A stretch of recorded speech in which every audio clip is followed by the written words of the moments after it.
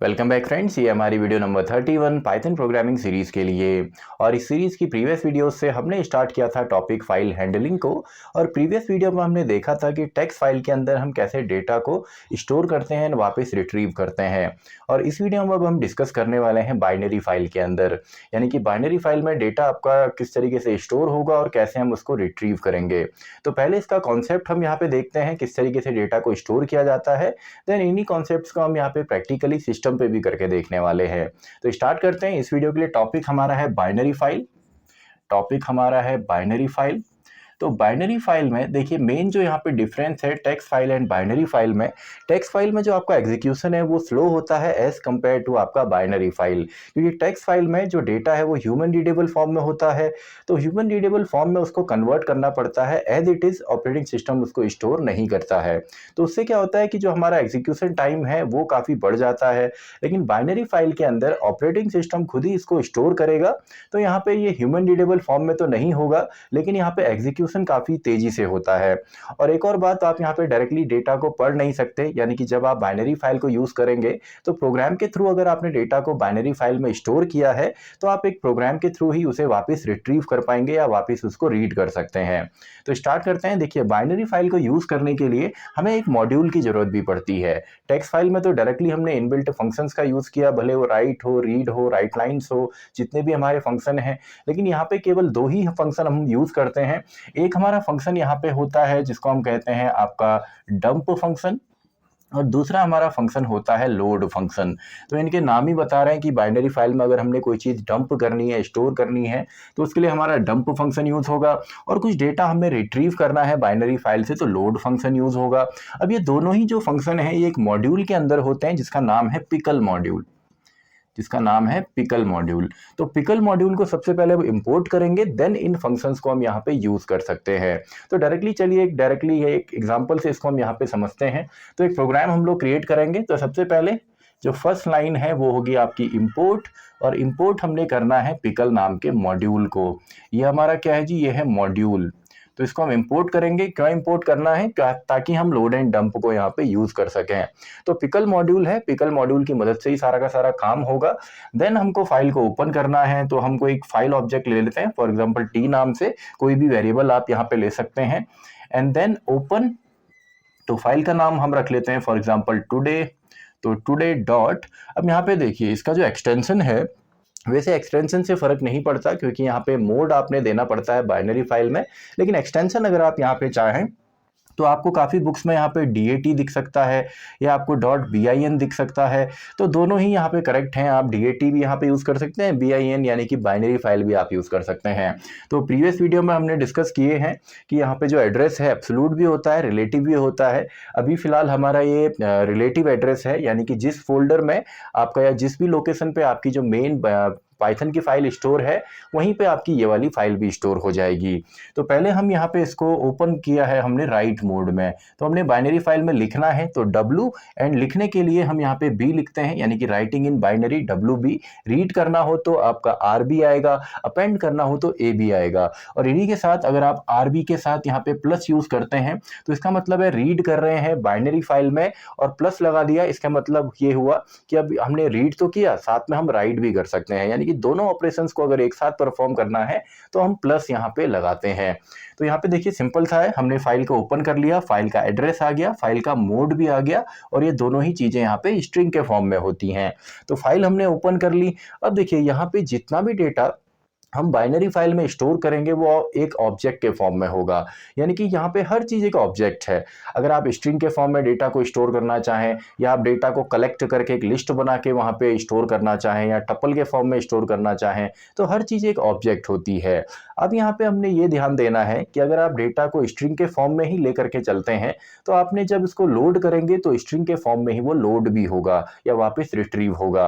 और अगर आप एक लिस्ट बनाते हैं, फॉर एग्जाम्पल ये मार्कर है, तो मार्कर में इसकी कुछ प्रॉपर्टीज हैं, या इसको अगर हम देखें तो इसका नेम होगा, इसका साइज होगा, इसका वेट होगा, इन सभी डेटा को अगर हम कलेक्ट करके एक लिस्ट में डाल दें और उस लिस्ट का डेटा अगर हम बाय फाइल में डंप करते हैं, स्टोर करते हैं, तो वापस जब हम रिट्रीव करेंगे तो इसी फॉर्म में डेटा हमारा वापस भी आएगा। तो अभी फिलहाल हम यहाँ पे सिंपल सा काम करते हैं, हम यहाँ पे डेटा ले लेते हैं। फॉर एग्जांपल डेटा मैंने यहाँ पे ले लिया और डेटा में मैं कुछ यहाँ पे नेम लिख देता हूँ। फॉर एग्जांपल मैंने करण यहाँ पे नेम लिख दिया, प्लस मैंने एज यहाँ पे लिख दी फॉर एग्जांपल 17, मैंने परसेंटेज यहाँ पे लिख दी 97। तो ये मेरे पास डेटा है, आप चाहे तो इसको यूजर से भी रीड करवा सकते हैं। तो फाइल ओपन हो गई, पिकल मॉड्यूल इंक्लूड हो गया, हमारा डेटा भी आ गया। तो सिंपली अब हमने डंप करना है। डंप करने का तरीका क्या है, तो हम लिखते हैं pickle dot dump, pickle dot dump, यानी कि पिकल मॉड्यूल है, इसके अंदर ये फंक्शन है डंप, तो pickle dot dump and then हमारा डेटा पार्ट आता है, यानी कि डेटा आप कोई भी वेरिएबल यहाँ पे ले सकते हैं या डायरेक्टली पूरा का पूरा डेटा आप यहाँ भी लिख सकते थे।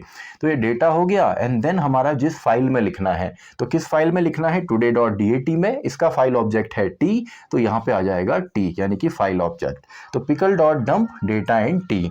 तो इसी तरीके से हम एक और डेटा यहाँ पे ले लेते हैं, एक और बार हमने डेटा यहाँ पे लिया, इक्वल्स टू, मान लीजिए यहाँ पे मैंने लिख दिया एंड एज में लिख देता हूँ फॉर एग्जांपल 18, मार्क्स में लिख देता हूँ 95।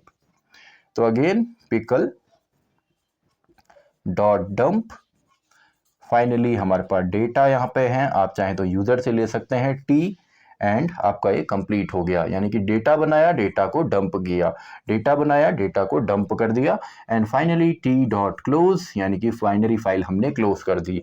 तो इतने ही स्टेटमेंट से पाइथन में काफ़ी आसान है, आप डेटा को फाइल में स्टोर कर सकते हैं। लेकिन जब आप बैकएंड पे इस फाइल को ओपन करेंगे तो कुछ तो आप डायरेक्टली पढ़ सकते हैं, लेकिन कंप्लीटली शायद आपको वहाँ पे समझ में ना आए या थोड़ा सा अजीब वहाँ पे लगे, क्योंकि जो डेटा है वो operating system as it is file में आपका डंप करता है या स्टोर करता है। तो ये तो हो गया डेटा को अगर हमने डंप करना हो। अब अगर हमने डेटा को लोड करना है, तो लोड जब हम करेंगे तो पहले बार जब हम लोड करेंगे तो इतना ही डेटा आपका एज इट इज आएगा, यानी कि लिस्ट के फॉर्म में, दूसरी बार भी हमारा लिस्ट के फॉर्म में, यानी कि जिस फॉर्म में आप डंप से फाइल में डेटा को डंप करेंगे या स्टोर करेंगे, उसी फॉर्म में वापस हमारा लोड फंक्शन उसको लोड करता है। तो लोड करने का भी प्रोग्राम हम यहाँ पे क्रिएट कर लेते हैं। तो इंपोर्ट, अगर आप सेम प्रोग्राम बना रहे हैं तो बार बार आपको इंपोर्ट करने की जरूरत नहीं है। इंपोर्ट पिकल एंड अभी चलिए पी ले लेते हैं, ओपन। आप चाहें तो विथ कीवर्ड की मदद से भी खोल सकते हैं फाइल को, ताकि आपको फिर क्लोज ना करना पड़े। विथ ओपन, फाइल का नाम हमने रखा था टुडे, तो today.dat एंड देन हमने रीड मोड में ओपन करना है, यानी कि RB। इसके बाद हमने केवल यहाँ पे लोड करना है। तो लोड करने का तरीका सिंपल है, हमने कहा D, इसमें हम डेटा लोड करने वाले हैं, तो पिकल डॉट लोड, और कौन सी फाइल से, today.dat, यानी कि यहाँ पे आ जाएगा हमारा P। तो पिकल डॉट लोड, यानी कि लोड कर रहे हैं इस फाइल से, P हमने लिखा, तो एक बार में एक ऑब्जेक्ट का डेटा आएगा, यानी कि वन टाइम जैसा हमने डेटा स्टोर किया है लिस्ट के फॉर्म में, स्ट्रिंग होती तो स्ट्रिंग आता, टपल होता तो टपल आता, तो एक बार का पूरा डेटा हमारा D में आ चुका है। एंड देन आप इसको सिंपली प्रिंट कर सकते हैं, प्रिंट D। वैसे अगला D equals to pickle dot load. तो देखिए जैसे जैसे हम इसमें लोड करेंगे वैसे ही हमने यहाँ पे डंप भी करना है, यानी कि सेम हमारा यहाँ पे प्रोसेस होगी। तो पी डॉट क्लोज, तो देखिए सिंपल है, हमने लोड किया, प्रिंट किया, या आप डेटा को कुछ और यहाँ पे इसमें मैनिपुलेशन करना चाहें, अगेन हमने लोड किया, अगेन हमने इसको प्रिंट कर दिया, यानी कि जिस फॉर्म में डेटा होगा उसी फॉर्म में डेटा वापस भी आएगा। तो देखिए पाइथन में काफ़ी इजी है, काफ़ी सिंपल है डेटा को आपका डंप करना एंड डेटा को लोड करना। तो आई होप बेसिक आपको यहाँ पे आया होगा। तो इन्हीं कॉन्सेप्ट्स को हम यहाँ पे प्रैक्टिकली भी देखते हैं कि कैसे इसको हम परफॉर्म करेंगे। देन नेक्स्ट वीडियो में हम कुछ और ऑपरेशंस यहाँ पे देखेंगे, जैसे बाइनरी फाइल में सर्च करना हो या आपका अलग अलग लोकेशंस पे हम अगर ट्रैवर्स करें, तो ये सारे ही यहाँ पे ऑपरेशंस परफॉर्म करना इजी है पाइथन में। लेकिन उससे पहले इन्हीं कॉन्सेप्ट्स को हम यहाँ पे प्रैक्टिकली देख लेते हैं। तो अब देखिए कॉन्सेप्ट हमने यहाँ पे समझा, तो प्रैक्टिकली भी हम देखते हैं कि बाइनरी फाइल में कैसे हम डेटा को स्टोर करते हैं और वापस हम रिट्रीव कर सकते हैं। तो इसके लिए सबसे पहले इंपोर्ट हमने यहाँ पे करना है पिकल मॉड्यूल को, क्योंकि इसी मॉड्यूल के अंदर आपके लोड एंड डंप फंक्शन होते हैं, तो इसको हमने इंपोर्ट यहाँ पे करना है। देन हम फाइल को पहले ओपन कर लेते हैं। तो ओपन हमने यहाँ पे किया, फॉर एग्जाम्पल today.dat या bin, जो भी आप यहाँ पे एक्सटेंशन देना चाहें, एंड हम फाइल में लिखने वाले हैं तो राइट इन बाइनरी, यानी कि WB मोड यहाँ पे आएगा। तो दोनों आर्ग्यूमेंट्स हमने यहाँ पे दे दिए ओपन फंक्शन को, एंड देन सिंपली हम डेटा यहाँ पे बना लेते हैं। तो डेटा में फ़िलहाल हम केवल नेम यहाँ पे दे रहे हैं, नेम हमने दिया, चलिए हम एज भी यहाँ पे दे देते हैं फॉर एग्जांपल 19, एंड साथ ही में हम यहाँ पे दे देते हैं फॉर एग्जांपल आपका जो परसेंटेज है तो 98 हम दे देते हैं फॉर एग्जांपल। तो डेटा हमारे पास है, तो देन हम इसको डंप करेंगे, तो पिकल डॉट डंप। तो डंप के बाद हमारे पास डेटा है, डेटा नाम के वेरिएबल में, एंड हमने करना है टुडे डॉट dat में डंप। तो यहाँ पे हम फाइल का नेम लिखेंगे, यानी कि इसका जो फाइल हैंडलर है। इसके अलावा और भी अगर आपके पास डेटा है तो जितना भी डेटा आपने स्टोर करना है, और आगे हम देखेंगे लूपिंग की मदद से यहाँ पे जितना भी डेटा आप स्टोर करना चाहें वो आप कर सकते हैं। फॉर एग्जांपल दिया, एंड एज हम लिख देते हैं फॉर एग्जांपल 18, एंड परसेंटेज हम दे देते हैं 99, and then pickle dot dump, and आपका डेटा हमने स्टोर कर लिया एंड फाइल भी आ गया, and finally p dot close. तो देखिए ये हमने फाइल में ऑपरेशन परफॉर्म यहाँ पे कर दिया है आपका फाइल में डंप करने का। तो इसको हम एग्जीक्यूट करके देखते हैं, तो देखिए एग्जीक्यूशन कंप्लीट हो गया।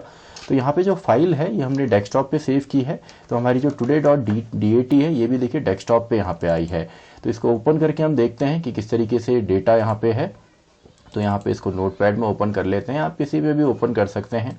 तो देखिए डेटा यहाँ पे सिंपल सा है, शायद आपको डेटा यहाँ पे समझ में ना आए, इसका मैं थोड़ा सा फॉन्ट यहाँ पे इंक्रीज़ कर देता हूँ। तो ये देखिए ये हमारा डेटा है, तो यहाँ पे डेटा करन हमको यहाँ पे समझ में आ रहा है, लेकिन कुछ चीज़ें यहाँ पे समझ में नहीं आ रही, क्योंकि एज इट इज़ जो हमारा ऑपरेटिंग सिस्टम है उसने डेटा को स्टोर किया होगा। तो ये आपका ह्यूमन रीडेबल फॉर्म में नहीं होती है, जो डेटा है वो ह्यूमन रीडेबल फॉर्म में नहीं होगा। तो इसके लिए हमको यहीं पर ओपन करना पड़ेगा। तो इसको हम ओपन कर लेते हैं और डेटा हम यहीं पे रीड करेंगे। तो today dot dat and simply read from binary file, and यहाँ पे हमने डेटा को अब आपका रीड करना है। तो रीड करने के लिए हम लिखते हैं पिकल डॉट लोड, एंड आपका फाइल हैंडलर का नाम है p। देन इसको हम सिंपली प्रिंट कर देते हैं, and again d equals to या कोई भी variable equals to pickle dot load from p, and finally इसको भी हम यहाँ पे प्रिंट करके देख लेते हैं, एंड फाइनली फाइल को हम क्लोज करेंगे। तो देखिए सिंपल सा है। तो हमने डेटा को लोड किया, तो जिस फॉर्म में हमने डेटा को स्टोर किया था उसी फॉर्म में डेटा हमारा यहाँ पे लोड भी हुआ है। तो आई होप मैं आपको बेसिक ऑपरेशन यहाँ पे आया होगा कि कैसे हम फाइल के अंदर से डेटा को लोड एंड डंप यहाँ पे करते हैं। तो इसी के साथ हमारी ये वीडियो भी खत्म होती है, वीडियो नंबर 31। तो मैं मिलता हूँ आपसे अगली वीडियो में, वीडियो नंबर 32, जहाँ पे हम देखेंगे कि कैसे हम यहाँ पे सर्च ऑपरेशन या अपडेट ऑपरेशन परफॉर्म करते हैं बाइनरी फाइल के अंदर। Video number 32।